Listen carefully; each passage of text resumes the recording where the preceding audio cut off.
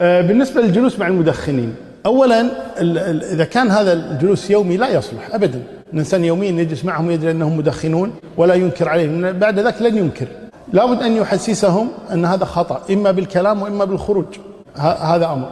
الأمر الثالث أنه إذا قدر أنت في مجلس مثلا ما قصدت وكذا وكان في واحد مدخن، ما عليك شيء إن شاء الله تعالى، يعني أنك يعني تخرج من المجلس ضروري أو كذا، لكن لا تتكرر جيتك المجلس وهذا لا يبالي بك ويدخن أمامك. مكان إذا رآك استحى وخرج ليدخن أو كذا، أو أنت تخرج إذا دخن مثلا أو كذا، فهذا طيب جدا.